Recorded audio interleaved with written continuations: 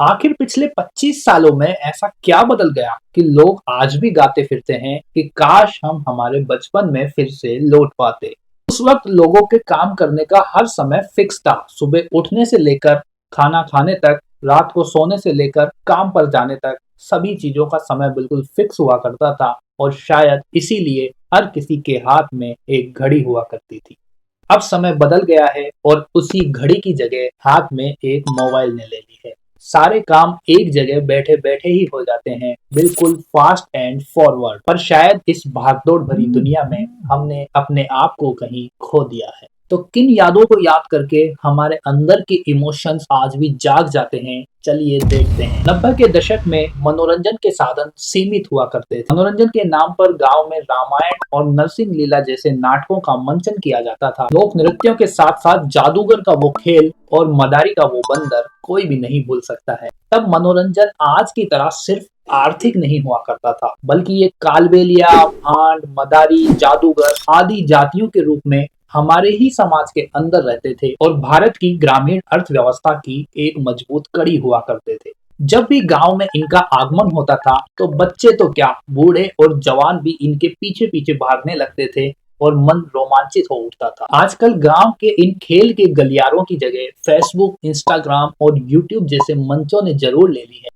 पर इन प्लेटफॉर्म्स की वजह से अपने परिवार और गांव के साथ के लोगों के साथ में बैठकर जो रोमांचित होने का अवसर हमको प्राप्त होता था, वो हमने कहीं खो दिया है। और शायद इसीलिए आज भी किन्हीं चौराहों पर अगर ये खेल दिखाने वाले हमें दिख जाएं, तो हम अपनी गाड़ी रोककर उनको जरूर देखते हैं और अपने बचपन की यादों में खो जाते हैं। उस वक्त माँ अपने बच्चे को पालने में हिलाती थी और लोरी सुनाती थी कि इला न देनी आपनी हालर ये हुनराय। मतलब बड़े होकर तुम्हें तुम्हारी जमीन की रक्षा करनी है और किसी भी कीमत पर ये जमीन किसी और को नहीं देनी है। पर आजकल की माएं अगर बच्चा रोता है तो उसके हाथ में मोबाइल थमा देती हैं, और वो ऐसा इसलिए करती हैं ताकि वो खुद भी शांति से एक दूसरे कोने में बैठकर अपना मोबाइल चला सके। और फिर धीरे धीरे इसी दिखावे की दुनिया में बड़ा होता है वो बच्चा जो अपनी पुरखों की जमीनों को बेचकर लग्जरी दिखने वाली जैसी गाड़ियों में उड़ा देता है। 90 के दशक में एक ही टीवी हुआ करता था और गांव वालों से लेकर पूरा परिवार एक साथ बैठकर टीवी देखा करते थे। तब कनेक्शन के लिए चिट्ठियां लिखी जाती थी और उनका बड़े बेसब्री से इंतजार किया जाता था।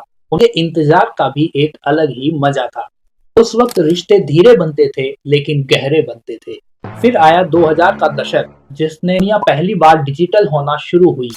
साइबर कैफे के वो दिन कोई भी नहीं भूल सकता, क्योंकि ये वो दिन थे जब इंटरनेट की दुनिया में हमने अपने आप को पहली बार कहीं पाया था। धीरे धीरे मोबाइल फोन आम होने लगे थे और एसएमएस ने चिट्ठियों की जगह लेना शुरू कर दिया था। 2005 तक भारत में मोबाइल यूजर्स की संख्या तेजी से बढ़ी और इंटरनेट की पहुंच धीरे धीरे लोगों के घरों तक होने लगी। ये वो समय था जब टेक्नोलॉजी हमसे जुड़ रही थी और हम अपने ही लोगों से कहीं धीरे धीरे दूर जा रहे थे। 2010 के बाद सब कुछ बदल गया, क्योंकि हाथ में एक ऐसा स्मार्टफोन आ गया। इससे लगा कि अब पूरी दुनिया हमारे हाथ में आ गई है। अब 2020 के बाद लगभग 70 करोड़ इंटरनेट यूजर्स भारत में एग्जिस्ट करते हैं और साथ ही एवरेज स्क्रीन टाइम यानी कि हमारा डेली मोबाइल देखने का जो टाइम है वो लगातार बढ़ता जा रहा है। अब हम कहीं भी कभी भी किसी से भी जुड़ सकते हैं, लेकिन इसी के बीच शायद हमने अपने आप को कहीं खो दिया है। हमारे दरवाजे पर अब एक और नई टेक्नोलॉजी दस्तक दे रही है, जिसके बाद शायद सब कुछ बिल्कुल बदल कर रख दे। एआई हमारी मदद करने के लिए अब तैयार है। इससे दुनिया पहले से भी ज्यादा फास्ट हो जाएगी। पर एक सवाल अभी भी बाकी है, क्या हम आज खुश हैं या हम उस वक्त खुश थे? आने वाला वक्त कैसा होगा, आप कमेंट में जरूर बताएं।